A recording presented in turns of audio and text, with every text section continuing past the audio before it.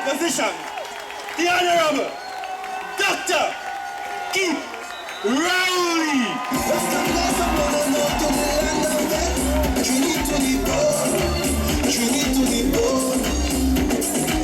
When they come to Bacchanal, they kill me, we are Trinity to the bone. Trinity to the bone. Sweet woman, parade abundantly. The brethren, they full of energy. Some people say God is a Trinity. Paradise and not completely. God gave us a spirit fiery. Nothing in the world will bother me. But look at smart man, God will bring money. We say, come on and mash up the party. Sweet, sweet, TNT.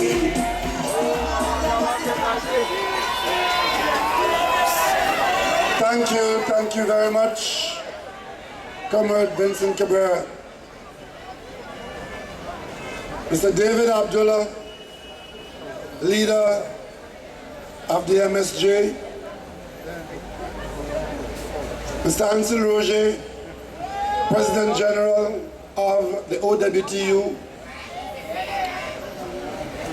Our very special guest from Tobago, Chief Secretary of in London. My former parliamentary colleague, former Attorney General Ramesh Lawrence Maharaj. All the leaders on the platform of the various groups, ladies and gentlemen of Trinidad and Tobago, gathered here in your thousands. It falls to me this evening to summarize what has happened here today. And I want to speak to you not as the leader of the PNM, not as the opposition leader of Trinidad and Tobago. And the reason is this. As leader of the PNM, you could say I represent a political party and a section of the country based on their political persuasion. PNM till I dead or PNM while I living. As a opposition leader, you could say, I only lead the 11 who got on the opposition benches. But as a citizen of Trinidad and Tobago, who has a position of influence in this country and serious responsibility, I want you to listen to me as a citizen speaking to citizens.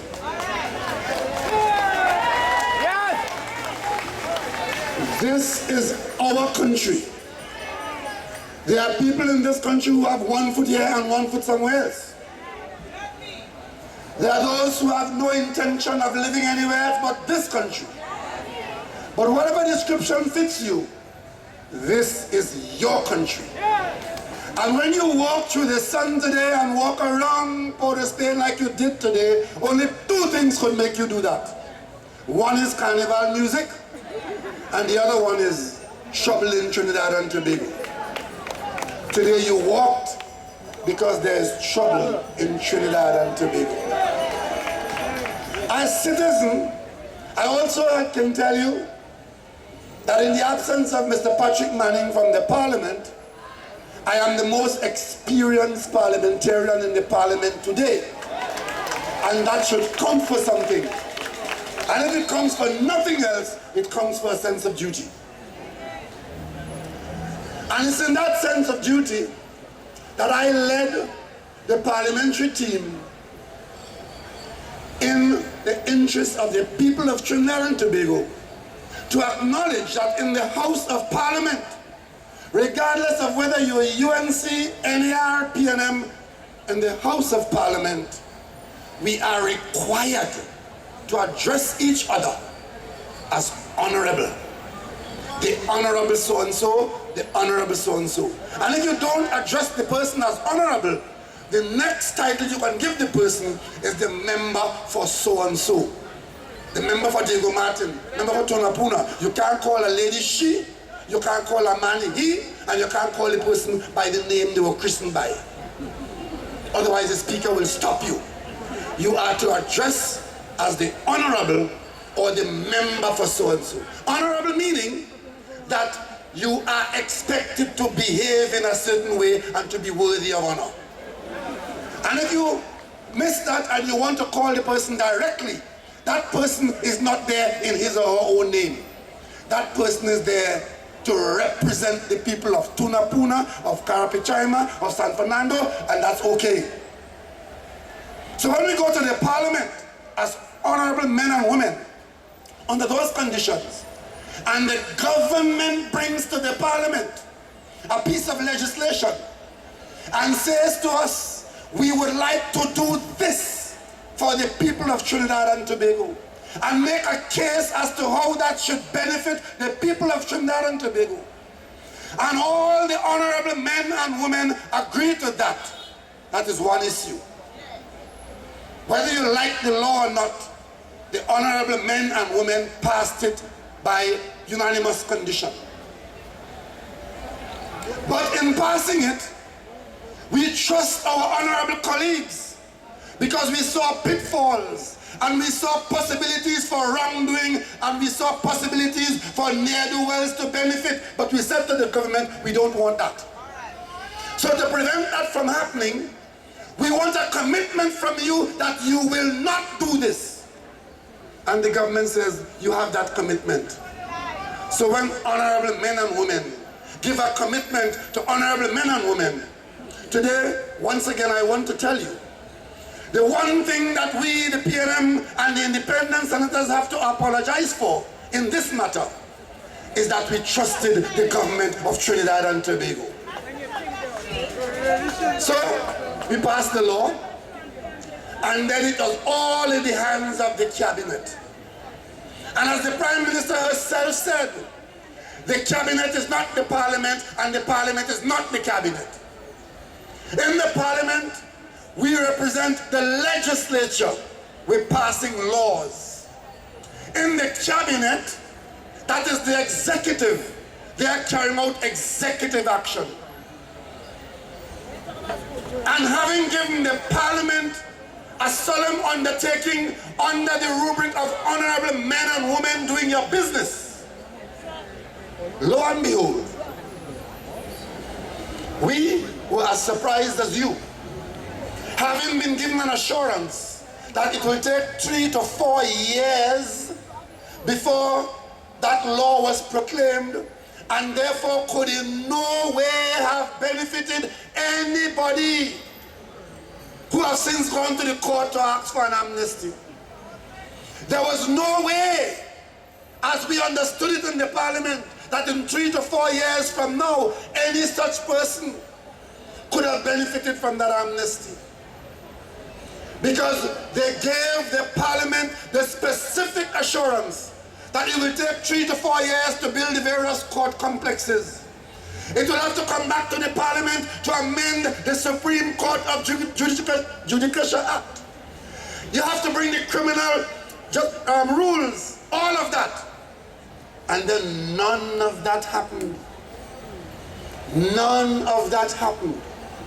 And then in the dead of night on the 28th of August, while we were looking at fireworks and celebrating our 50th anniversary, the cabinet, and I want to repeat, for all of you who believe that all of us in the parliament guilty, on the 28th of August, it was only members of parliament who were in the cabinet who took a decision to secretly pull out clause 34, proclaim it into law, and bring an amnesty into law. And by the following week, there were people going to the court, stopping the preliminary inquiry, and going before the court and saying, I am to be discharged because Kamla Persad-Bissessar government gave me an amnesty. So however you want to cut it, however you want to swing it, let me summarize it for the people of Trinidad and Tobago. There were people in Trinidad and Tobago who had trouble in the court and facing jail. They had sufficient influence over the government of Trinidad and Tobago to get the government of Trinidad and Tobago to bring a law to the parliament, to have the law passed in the parliament, In order to have the law passed in the parliament, they had to give assurances to all the honorable men and women in the parliament. The law was passed in the parliament, but that couldn't do it. Because even after you passed the law had a safeguard. It's called a proclamation clause. And the law could have lied there for years and years and years and not be brought into force, because the proclamation clause required that the cabinet must act. Until the cabinet acts, the law couldn't be brought into force. And it was there to remain until they did all the things they told the parliament they would do. And then they didn't do any of those things. They pulled out the amnesty clause. In the cabinet note, you would never see the word amnesty. They said they are proclaiming clause 34 to appoint masters to the court. Not true. Clause 34 was all about creating an amnesty. So what happened in my summary to tell you? Influential persons got the cabinet of Trinidad and Tobago to pass a law in the parliament, got the cabinet to proclaim the law, got the cabinet to do it secretly and give them a benefit that they never had before August 31st this year. And when they go to take advantage of that benefit, and you found out, this morning I saw the minister, or yesterday morning, I saw Botiwari, the Minister of Planning and Development, on television, saying to you that he read over the cabinet note 3 times, trying to find out what happened. And after 3 readings, he came to the conclusion that there was no conspiracy. It just happened so. But I want to tell you, that is the same Botiwari who is still Minister of Planning and Development. He went to a commission of inquiry recently on Kiko, and he was talking about the audit committee in CL Financial that didn't do this and didn't do that, and there was no functioning of the audit committee, and so on and so on. And after he talked, the lawyer asked him, were you on the board of CL Financial? Yes. Were you a member of the audit committee? Yes. Were you the chairman of the audit committee? Yes.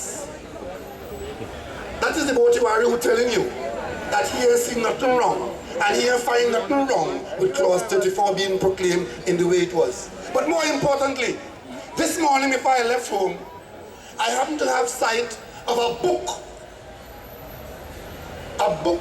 copybook that was prepared by Botiwari's ministry, the Ministry of Planning and Development.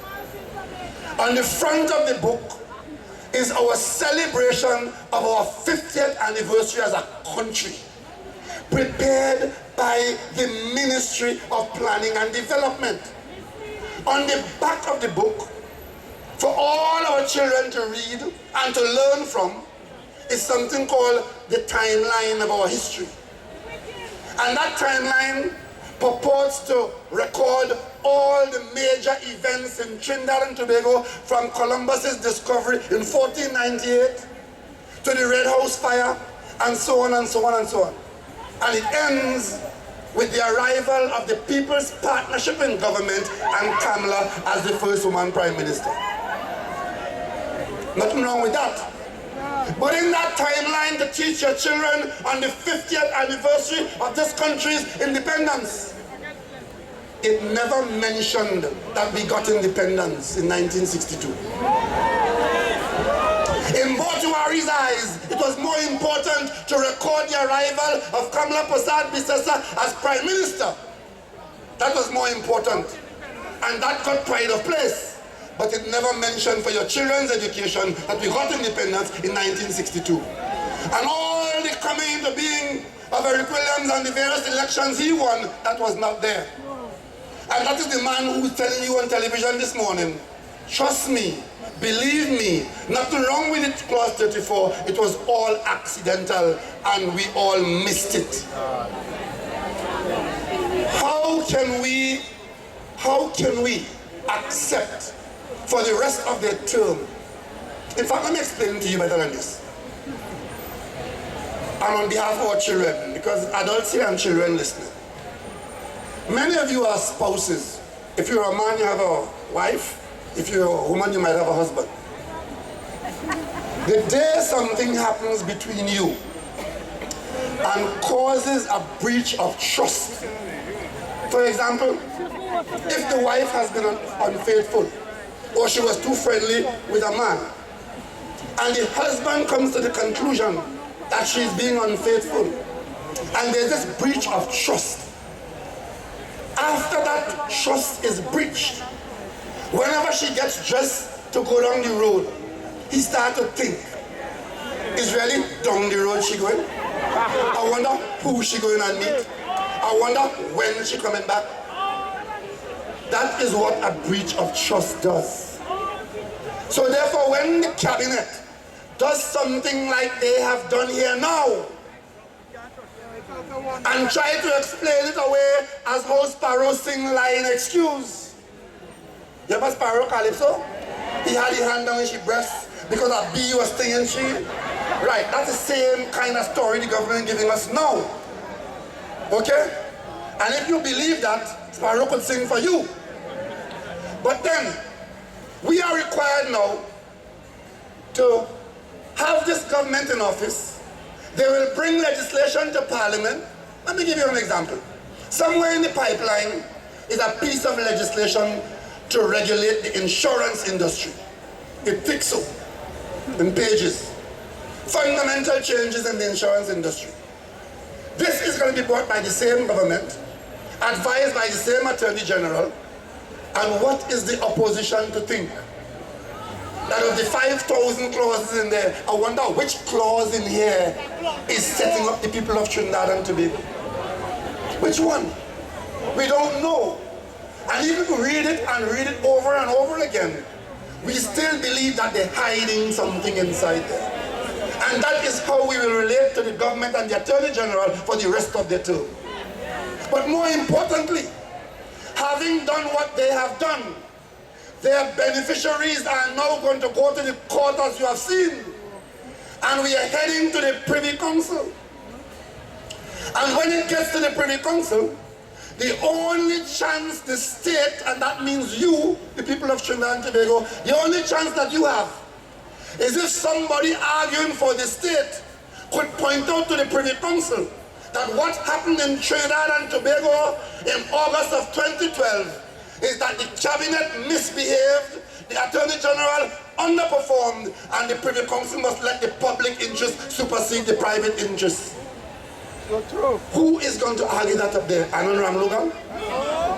The very said man who is guilty of underperforming and over whose head the cloud lies? You expect him to go and argue against himself and the Privy Council? You expect him to go and tell the Privy Council it is the government that conspired to do this? Oh. And if they can't argue that to convince the Privy Council to rule that the public interest was undermined by individuals who abused their office, what chance do you have against those people? None. And on that ground alone, plus all the other grounds, we are demanding that Anand Ramlogan be removed as Attorney General. And if the Prime Minister tells us again, like she told us before, you all could take your mouth and put it where you can't see it, and doesn't remove Anand Ramlogan, I stand with the PNM four square behind the OWTU and the rest of this country who say that this country, we're not taking that. We're not taking that. This is our country. As I told you before, I served in the parliament for 20 odd years. In this country, we've had PNM governments. We've had an NAR government. We had a UNC government under Basdio Pandey. And we've had differences with those governments. Nobody more than the unions on this table tonight can say that they've had issues with the governments. But on every occasion, on every single occasion, it was a difference of opinion over policies and programs. And that's okay. That's okay.